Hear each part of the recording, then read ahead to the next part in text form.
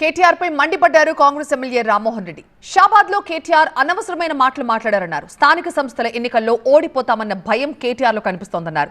పరిగి నియోజకవర్గంలో రుణమాఫీ వివరాలు కేటీఆర్ కి ఇస్తామని కావాలంటే వెళ్లి చెక్ చేసుకోవచ్చని సూచించారు. దిక్కుతోచక రేపు జరగబోయే జిల్లా పరిషత్, మండల పరిషత్, గ్రామ పంచాయతీ ఎన్నికల్లో ఓడిపోతామన్న భయంతో మొన్న గాడిది గుడ్డులాగా 0 ఓట్లు వచ్చిన ఎంపీ ఎలక్షన్లో ఇప్పుడు కూడా అదే విధంగా ఒక్క జిల్లా పరిషత్ గెలిచే పరిస్థితి లేదు. కాబట్టి కేటీఆర్ అక్కడికి వచ్చి తన వంగమాదితుల శిష్యులను పెట్టుకొని అబద్ధాలను ప్రచారం చేసే ప్రయత్నం చేస్తూ కుటుంబం మీద కూడా బురద తల్లే ప్రయత్నం చేసిర్రు.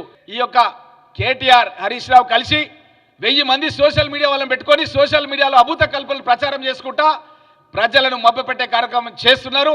నేను ఈరోజు మీడియా మిత్రులను కోరుతున్నాను, మీరు ఏ ప్రశ్న అడగండి, ఏది అడగండి, సంఖ్యా సాక్ష్యాధారాలతో మీకు ఇవ్వడానికి నేను సిద్ధంగా ఉన్నా. అదే హరీష్ రావు గతంలో ఏమన్నాడంటే కాంగ్రెస్ పార్టీ నాయకులు మొబిలైజేషన్ అడ్వాన్స్ పేరిట అడ్వాన్సులు మెక్కేసారు అన్నాడు. నేను ఆర్టీఏ కాగితం తీసుకొని అసెంబ్లీలో మాట్లాడిన హరీష్ రావుని, కాంగ్రెస్ పార్టీ నాయకులు ఎవరు కాంట్రాక్టర్లు లేరు, మీరే ఆ కాంట్రాక్టర్లకు 1000 కోట్ల రూపాయలు కాంట్రాక్టులు ఇచ్చిర్రు, వాళ్ళు పనిచేస్తున్నారు, వాళ్ళ మీద మీరు యాక్షన్ తీసుకోండి.